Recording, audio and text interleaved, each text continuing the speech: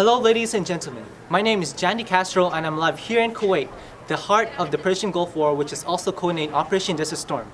It is January 16, 1991, and today marks the deadline of the ultimatum that was embarked by the U.S. government, Saddam Hussein, to leave Kuwait by January 15, 1991, or face a full attack by the multinational force. As you all know, Saddam Hussein is the current dictator of Iraq and invaded Kuwait with intention to take over its rich oil resources and personal gains. In this scene, we are following an American soldier that has received confirmation that enemy Iraqi troops are in the area. This took place in early morning and marked the start of Operation Desert Storm, where soldiers start to liberate Kuwait from the hands of Saddam Hussein. For more in-depth information, we're going to interview Kim Rodriguez, a U.S. servicewoman. Kim, please give us a better insight of the current war situation and how the U.S. Army is taking care of it. Sure, right now we are preparing for a coalition ground attack that is going to start on February 24th.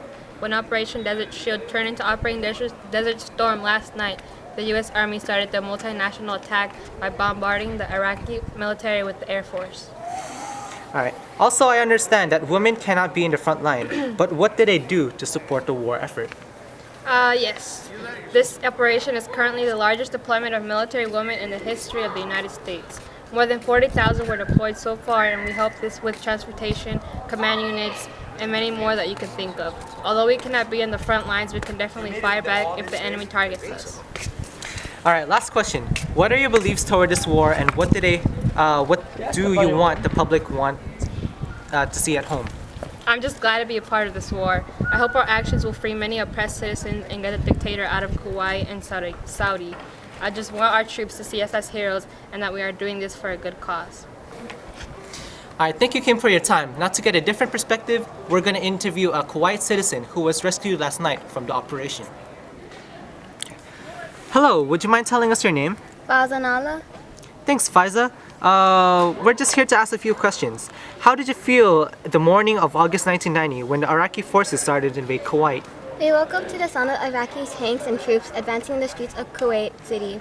The only thing that I felt was confusion and fear of what was going on and what might happen to us.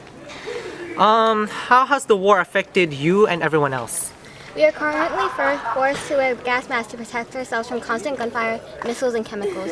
There are several dead from Scud attacks from the enemy, even though the government sent out broadcast alerts on TV to warn citizens about them. Alright, last question. What are your thoughts about this war and what side are you in? Every war is brutal, especially this war. Saddam has sent a huge army to take over our land and have oppressed many of us. They even killed my family members. We were happy to find out that the UN took action and is currently trying to liberate Kuwait. Thanks again, Faiza. I know the situation is tough on you. I have just received word from the base that in Saudi that President George H.W. Bush has come to visit the current situation here in the Middle East. I'm going to hand it over to Jessica for a private interview with the Commander-in-Chief. Again, this is Jandy Castro, Newswide, Kuwait.